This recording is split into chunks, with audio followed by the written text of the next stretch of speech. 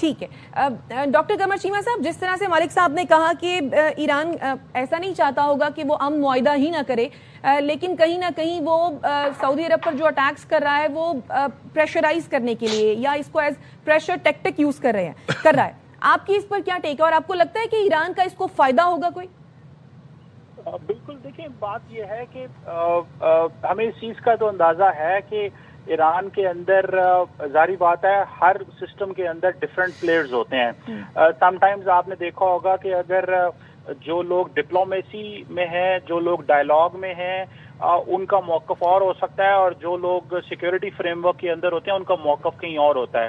اور ہم نے دیکھا کہ ایران کے صدر نے جب عرب ممالک پہ حملے ہوئے تو پہلے معذرت کی، پھر بعد میں وہ جاری رہے حملے. تو مجھے لگتا ہے کہ شاید کہیں اندر کوئی ایسی ڈیوائڈ تو نہیں ہے جس کو میرا خیال ہے کہ اس وقت نہیں ہونا چاہیے جب ہم بہت ساری پیس پروسیس کے اندر چیزوں کو حل کر چکے ہوئے ہیں. یہ وہ موقع نہیں ہے، اور میرا خیال ہے کہ اس وقت اسرائیل کو اسٹرینگتھن یا اس کے ڈیزائن. ڈاکٹر صاحب، آپ ایران میں ڈویژن کی بات کر رہے ہیں کہ ایران کی لیڈرشپ میں ڈیوائڈ ہے؟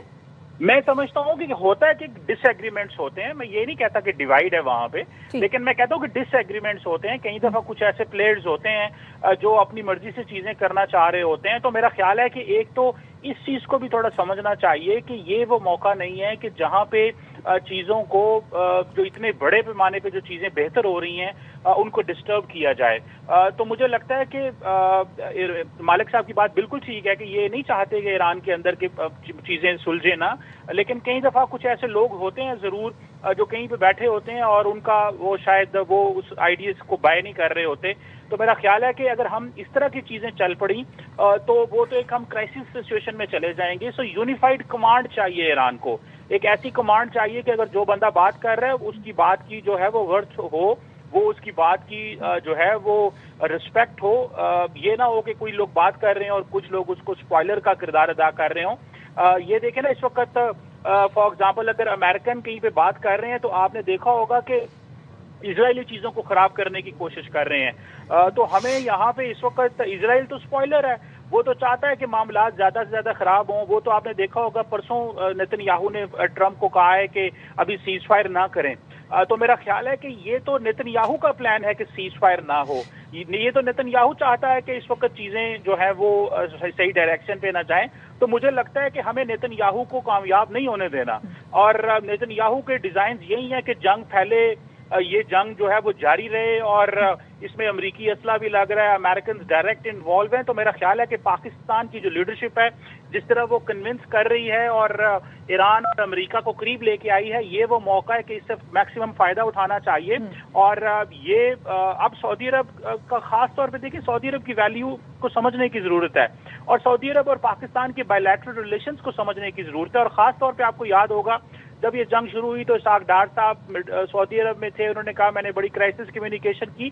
تب سے پاکستان کنٹینیوسلی ایک اسٹریٹجک کمیونیکیشن کے جو فریم ورکس ہیں وہ ایران کے ساتھ کھلے ہوئے ہیں، اور ہم ان کو بتا رہے ہیں کہ ہمارے لیے کہاں کہاں پہ کیا کیا چیلنجز ہیں، اور اس میں ایران کو چاہیے کہ ہمیں جو ہے وہ سپورٹ کرے. اور جس طرح مالک صاحب نے کہا کہ بالکل پاکستان وہ واحد ملک ہے جو ظاہری بات ہے جہاں پہ امریکہ کی بیسز پہ نہیں ہے، اور جہاں پہ ہمارے اسرائیل سے تعلقات بھی نہیں ہیں.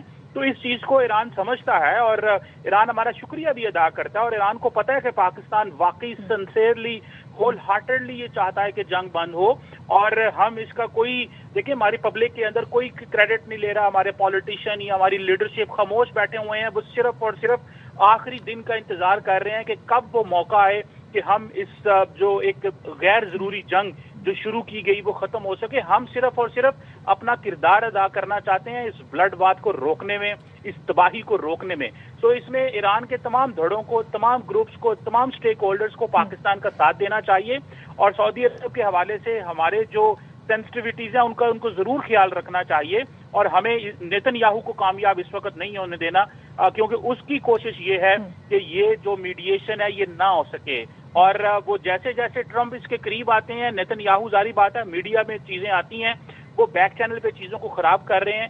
تو میرا خیال ہے ان کو کامیاب ہمیں نہیں دینا چاہیے، اور ایران کو ہماری جو اس سینسٹیوٹی کو سمجھنا چاہیے. اور ابو آل دیکھیں، آپ سویلین انفراسٹرکچر اور کرٹیکل انفراسٹرکچر کو جو ہٹ کرنا ہے وہ اور خاص طور پہ وہ سعودی عرب کا تو ظاہری بات ہے وہ ایک نقصان ہوگا اور ہو رہا ہے. پہلے ہی آپ کو پتا ہے کہ ہمیں اس چیز کا بھی اندازہ ہے کہ ایران کے اندر جو سویلین انفراسٹرکچر تباہ ہو رہا ہے وہ وار کرائمز کے مترادف ہے اور انٹرنیشنل لا میں اس کی کوئی گنجائش نہیں ہے. تو ایران کو نہیں چاہیے کہ وہ بردرلی اسلامک کنٹری سعودی عرب کے اندر اس طرح کی چیزیں کرے.